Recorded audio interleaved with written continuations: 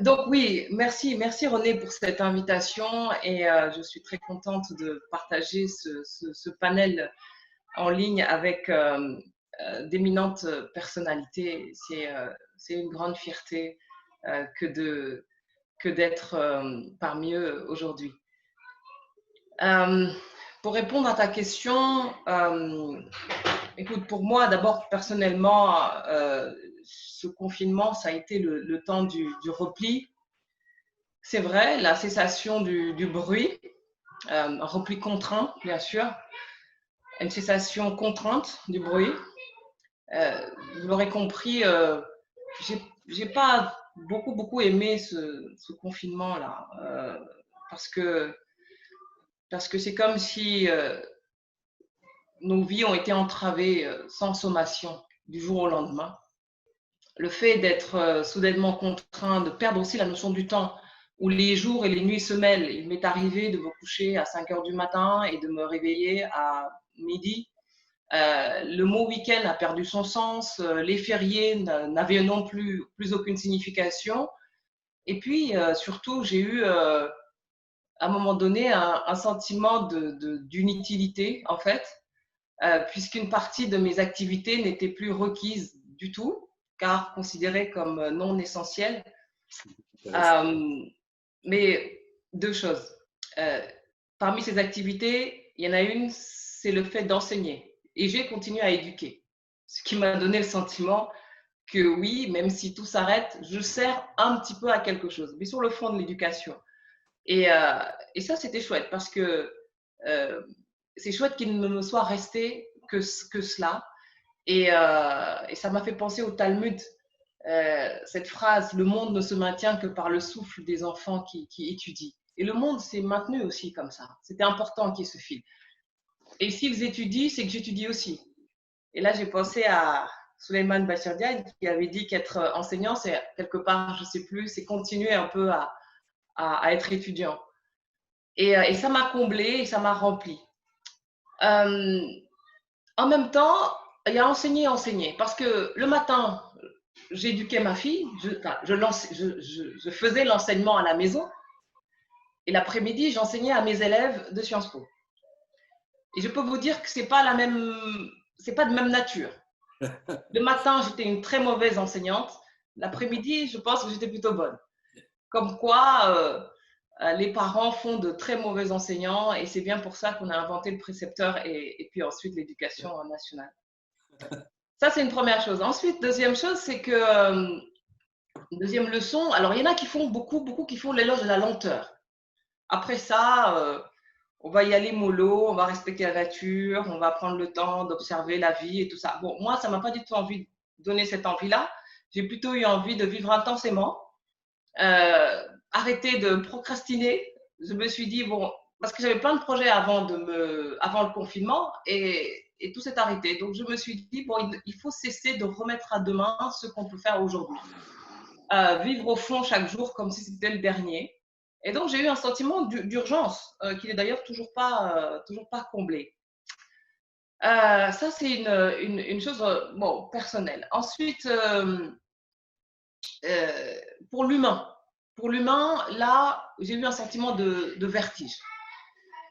C'est aussi pour ça qu'il n'y a pas de plaisir au confinement, parce qu'on n'avait aucune idée de la fin de ce confinement. On ne savait pas quand ça allait s'arrêter. Et même si ça allait s'arrêter un jour. Il y a eu une sorte de vertige de cette situation parce qu'il y a eu une absence totale de contrôle de la situation. Je veux dire, on est capable d'envoyer un homme sur Mars, d'envoyer des fusées un peu partout, mais on n'est pas capable de savoir ce qui s'était passé. Et on ne le sait d'ailleurs toujours pas. On ne sait pas si ça va pas recommencer, si on va pas se reconfiner. Ce virus-là recèle plein de mystères, il est un peu vicieux. On peut l'avoir et puis ne pas le savoir, contaminer les gens sans le savoir. Quand on croit qu'on en a fini, en fait, on n'en a pas tout à fait fini. C'est pas clair. C'est pas clair. Et au fond, on s'est retrouvé, tout le monde s'est précipité quelque part à cause de ce manque de visibilité. Tout le monde s'est retrouvé à se précipiter vers le monde d'après, à l'imaginer, comme pour se convaincre qu'il y en aura un. Et donc, l'humanité a été conduite ainsi au bord du précipice par l'irresponsabilité de quelques-uns. Dans la même veine, j'ai ressenti évidemment, comme beaucoup, un rétrécissement soudain des frontières de l'humain.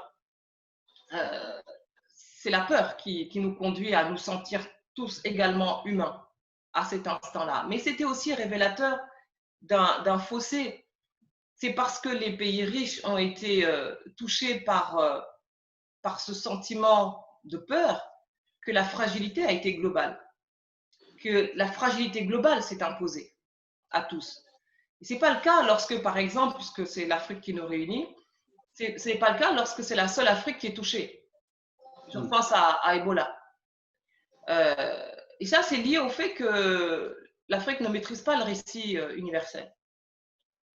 Donc, ceux qui détiennent l'agenda de la peur sont ceux qui détiennent l'agenda tout court, en fait.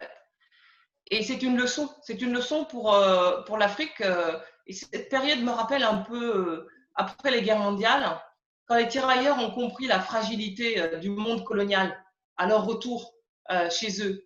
Les leaders politiques ont entamé la lutte coloniale parce qu'ils ont compris dans les tranchées qu'il y avait une fragilité dans le monde colonial et que finalement, il n'était pas si fort que ça.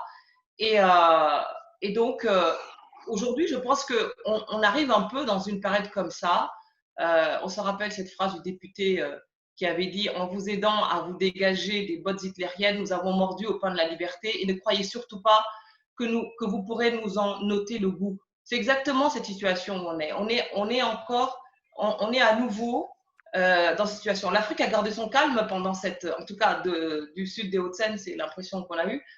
L'Afrique a gardé son calme pendant cette pandémie, pendant que les pays riches se volaient les masques entre eux.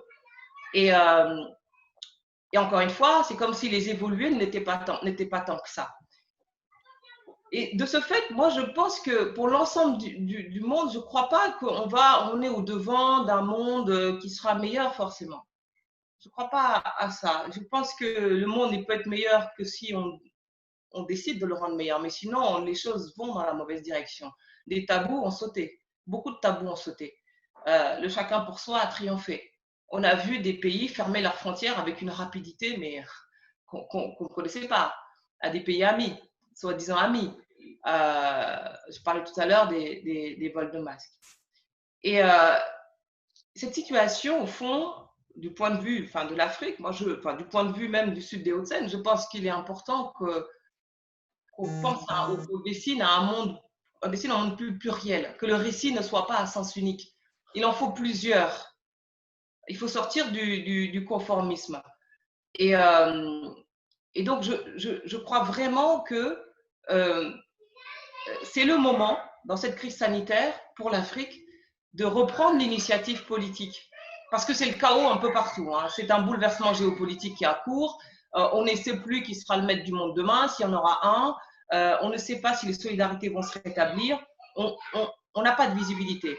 Donc, c'est dans ces moments-là qu'il faut reprendre l'initiative politique et peut-être proposer une feuille de route au monde, que finalement le continent qui a été le moins touché puisse proposer une feuille de route, un agenda de rupture pour que nous puissions, au fond, dessiner ce nouveau monde-là sur la base de modèles alternatifs. J'entends qu'ils disent qu'il faut en finir avec le libéralisme. Bon, peut-être, mais les modèles alternatifs peuvent être multiples. Et il ne tient qu'aux hommes et aux femmes, évidemment, de faire la proposition. Où sont les propositions? Où sont les idées? Où sont surtout les initiatives? Tout le monde a écrit sa petite tribune sur le monde d'après, mais où sont les initiatives? Où sont les actes? Du point de vue de l'Afrique, ça me fait penser à cette période toujours d'après-guerre, où on a vu dans les années 50-60 une génération en 10 ans tout faire en Afrique. De Nkrumah à Senghor, ils ont tout fait. Le panafricanisme, la francophonie, la négritude, le festival des arts nègres, la décolonisation. En 10 ans, ils ont tout fait. Mais qu'est-ce que notre génération a fait? Quel est le bilan? Cette question est cruelle. Et c'est Fanon qui disait que chaque génération doit, dans une relative opacité, découvrir sa mission, la remplir ou la trahir. Cette génération-là, qu'a-t-elle décidé de faire? A-t-elle même une mission au regard de ce que je viens de dire par rapport à la génération qui l'a précédée? Donc, il faut avancer aujourd'hui une offre pour réellement changer le cours du monde et ne pas seulement le dénoncer. Et surtout, que ce changement aille au bout, c'est-à-dire qu'on soit dans des agendas de rupture si on veut vraiment qu'il soit significatif. Donc voilà le sentiment d'urgence qui m'a pris. Manifestement, il n'était pas que pour moi, mais aussi pour le continent mère. Et je ne dis pas ça simplement parce que c'est nous, je le dis aussi dans un environnement de pays riches, parce qu'eux aussi ont besoin que quelqu'un prenne l'initiative, parce qu'il y a un essoufflement intellectuel, il y a une inertie, il y a une demande, une quête de sens, et peut-être que la réponse peut venir de là. Il faut l'espérer.